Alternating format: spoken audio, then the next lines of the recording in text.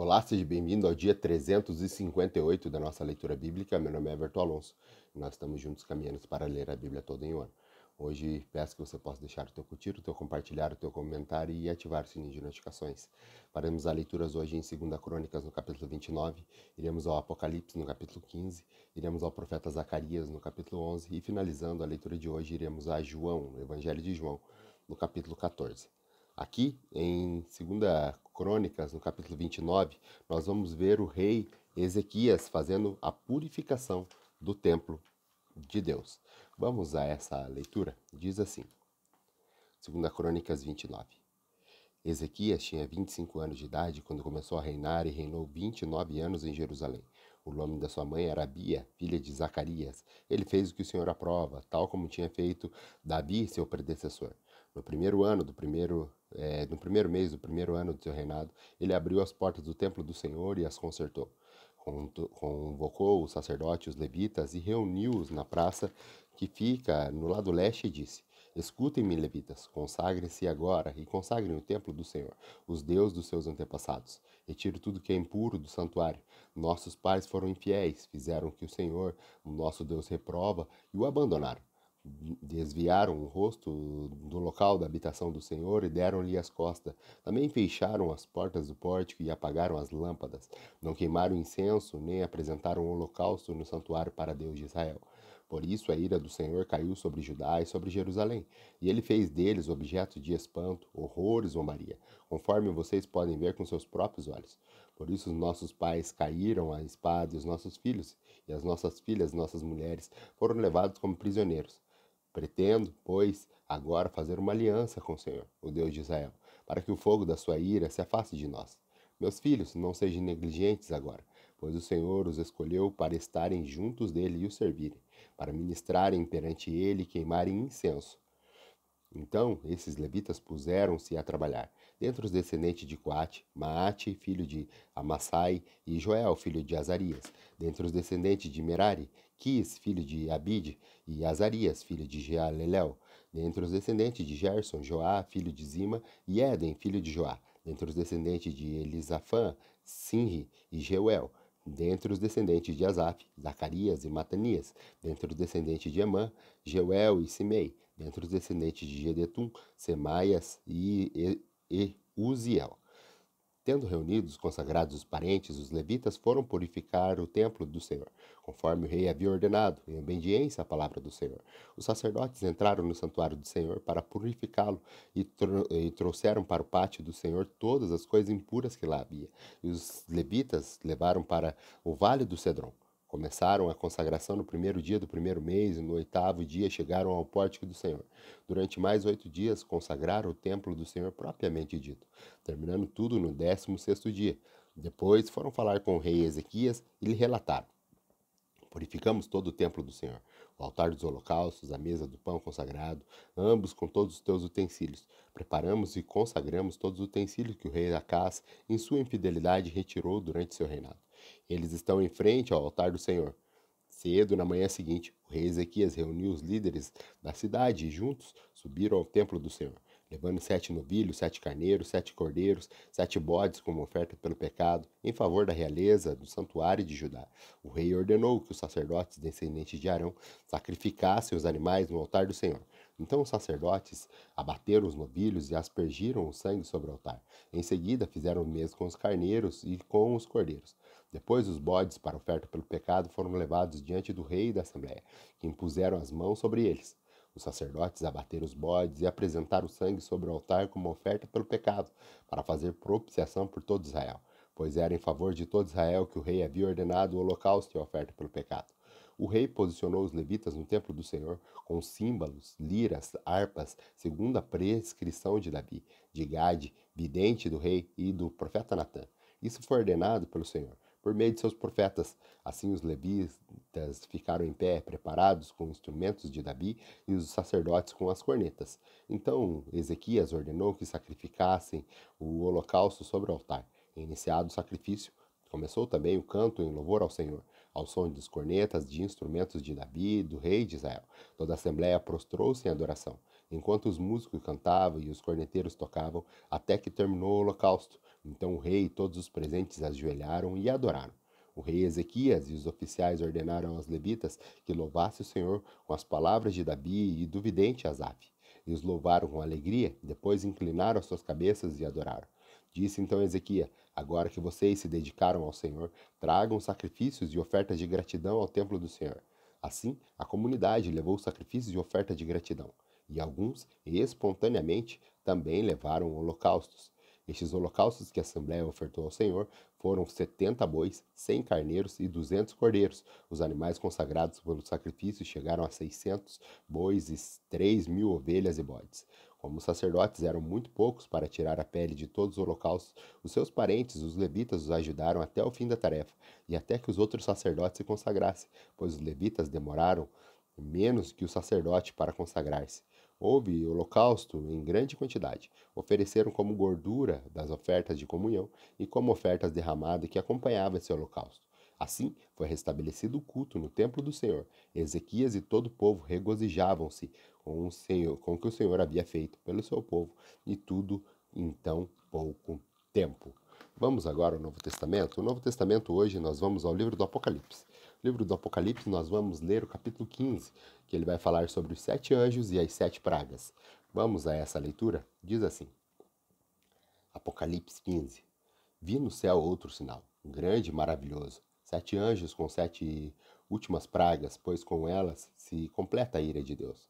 Vi algo semelhante ao mar de vidro, misturado com fogo, e em pé junto ao mar, os que tinham vencido a besta, a sua imagem e o número do seu nome. Eles seguravam harpas que haviam sido dadas por Deus e cantavam o cântico de Moisés, servo de Deus, e o cântico do Cordeiro. Grandes e maravilhosas são as tuas obras, Senhor Deus Todo-Poderoso. Justos e verdadeiros são os teus caminhos, ó Rei das nações. Quem não te temerá, ó Senhor? Quem não glorificará o teu nome? Pois tu somente és santo. Todas as nações virão à tua presença e te adorarão, pois os teus atos de justiça se tornaram manifestos. Depois disso, olhei e vi que se abriu nos céus o santuário, o tabernáculo da aliança. Saíram do santuário os 7 anjos com 7 pragas. Eles estavam vestidos de linho puro e resplandecente, e tinham cinturões de ouro ao redor do peito. E um dos 4 seres viventes deu aos 7 anjos 7 taças de ouro cheias de ira de Deus, que vive para todo sempre. O santuário ficou cheio da fumaça da glória de Deus e do seu poder, e ninguém podia entrar no santuário enquanto não se completassem as 7 pragas dos 7 anjos. Vamos agora ao profeta Zacarias. O profeta Zacarias, hoje, nós leremos no capítulo 11 do profeta Zacarias, onde é uma continuação do cuidado de Deus por Judá, e também ele vai falar sobre os 2 pastores. Vamos a essa leitura do texto sagrado. Profeta Zacarias, capítulo 11. Abra as portas, ó Líbano, para que o fogo devore os seus cedros.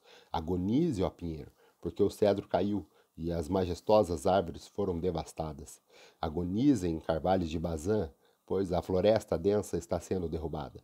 Ouçam o gemido dos pastores, e dos formosos pastos foram devastados. Ouçam o rugido dos leões, pois a rica floresta do Jordão foi destruída.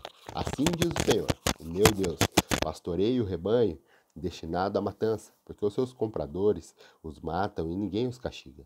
Aqueles que o vendem dizem: Bendito seja o Senhor, estou rico. Nem os proprietários, próprios pastores, poupam o rebanho. Por isso não pouparei mais os habitantes dessa terra, diz o Senhor. Entregarei cada um ao seu próximo e ao seu rei. Eles acabarão com a terra e não livrarei ninguém das suas mãos. Eu me tornei pastor de rebanho, destinado à matança, os oprimidos do rebanho. Então peguei 2 varas e chamei a um favor e a outra união, e com elas pastoreei o rebanho. Em um só mês me livrei de 3 pastores, pois me cansei deles e o rebanho me detestava. Então eu disse: Não serei o pastor de vocês. Morram os que estão morrendo, pereçam os que estão perecendo, e os que sobrarem comam a carne uma das outras. Então peguei a vara, chamado favor, e a quebrei, cancelando a aliança que tinha feito com todas as nações. Foi cancelado naquele dia, e assim os aflitos do rebanho que estavam me olhando entenderam que essa palavra era do Senhor. E eu lhe disse: Se acharem melhor assim, paguem-me, se não, não me paguem. Então eles me pagaram 30 moedas de prata. E o Senhor me disse: Lance isto ao oleiro, e o ótimo preço pela qual me avaliariam, Por isso, tomei as 30 moedas de prata e atirei no templo do Senhor para o olheiro. Depois disso, quebrei minha segunda vara, chamada União, rompendo a relação de irmãos entre Judá e Israel. Então o Senhor me disse: pegue novamente os utensílios de um pastor insensato, porque levantarei nessa terra um pastor que não se preocupará com as ovelhas perdidas, e nem procurará a que está solta, nem curará as machucadas, nem alimentará as sadias, mas comerá a carne das ovelhas mais gordas, arrancando-lhe as patas. Ai dos pastores imprestável, que abandona o rebanho, que a espada fira o seu braço, e fure o seu olho direito, e que seu braço seque completamente, e fique totalmente cego do seu olho direito. Vamos agora na nossa última leitura de hoje. A nossa última leitura de hoje está lá no Evangelho de João, no capítulo 14, onde Jesus ele fortalece os seus discípulos, e Jesus ele é o caminho para o Pai, e também Jesus ele promete o Espírito Santo. Tudo isso no capítulo 14. Vamos a essa leitura? João capítulo 14. Não se turbe o coração de vocês, creem em Deus e creiam também em mim. Na casa de meu pai há muitos aposentos. Se não fosse assim, eu lhes teria dito: vou preparar-lhes lugar. Se eu for e preparar lugar, voltarei e levarei para mim, para que vocês estejam onde eu estiver. Vocês conhecem o caminho para onde eu vou. Disse Tomé: Senhor, não sabemos para onde vai, então como podemos saber o caminho? Jesus respondeu: Eu sou o caminho, a verdade e a vida. Ninguém vem ao Pai a não ser por mim. Se vocês realmente me conhecessem, conheceriam também o meu Pai, já que agora vocês o conhecem e o têm visto. Disse Filipe: Senhor, mostra-nos o Pai, e isso nos basta. Jesus respondeu: Você não me conhece, Filipe, mesmo depois de eu ter estado com vocês durante tanto tempo. Quem me vê o Pai. Como você pode dizer: Mostra-nos o Pai? Você não crê que eu estou no Pai e o Pai está em mim? As palavras que eu lhe digo não são apenas minhas, ao contrário, o Pai que vive em mim está realizando a sua obra. Creiam em mim quando eu digo que eu estou no Pai e o Pai está em mim, ou pelo menos creiam por causa das mesmas obras. Digo-lhes a verdade: aquele que crê em mim fará também as obras que eu tenho realizado, para coisas ainda maiores do que esta, porque eu estou indo para o Pai, e eu farei o que vocês pedirem em meu nome, para que o Pai seja glorificado no Filho. E o que vocês pedirem em meu nome, eu farei. Se vocês me amam, obedecerão os meus mandamentos, e eu pedirei ao Pai, e ele lhe dará outro conselheiro, para estarem com vocês para sempre, o Espírito da verdade. O mundo não pode recebê-lo, porque não o vê e nem o conhece. Mas vocês o conhecem, pois ele vive com vocês e estará em vocês. Não os deixarei órfãos, voltarei para vocês. Dentro de pouco tempo, o mundo não me verá mais. Vocês, porém, me verão, porque eu vivo, vocês também viverão. Naquele dia compreenderão que eu estou em meu Pai, vocês em mim e eu em vocês. Quem tem os meus mandamentos e lhe obedece é esse que me ama, e aquele que me ama será amado de meu Pai, e eu também o amarei e me revelarei a ele. Disse então Judas, abre parênteses, não Iscariotes, fecha parênteses. Senhor, mas por que te revelará a nós e não ao mundo?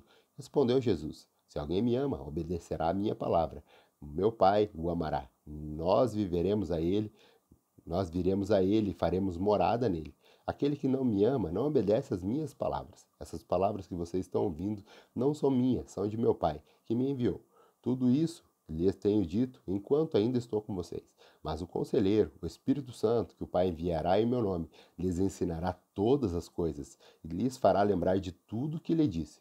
Deixa-lhes a paz, e a minha paz lhe dou. Não dou a paz como o mundo dá. Não se turbe o vosso coração. Não tenham medo. Vocês me ouviram dizer: Vou, mas volto para vocês. Se vocês me amassem, ficariam contentes, porque eu vou para o Pai. Pois o Pai é maior que eu. Isso eu lhes digo agora, antes que aconteça, para que, quando acontecer, vocês creiam. Já não lhe falarei muito, pois o príncipe deste mundo está vindo. Ele não tem nenhum direito sobre mim. Todavia, é preciso que o mundo saiba que eu amo o Pai e faço o que meu Pai me ordenou. Levantem-se, vamos nos daqui. Essa é a nossa mensagem de hoje. Espero que você esteja acompanhando. Estamos quase chegando ao final do processo e do nosso progresso de leitura bíblica anual. Permaneça firme. O Senhor tem grandes coisas ainda para fazer por nós e no nosso intermédio. Amanhã nós voltaremos, se Deus nos permitir. Até lá.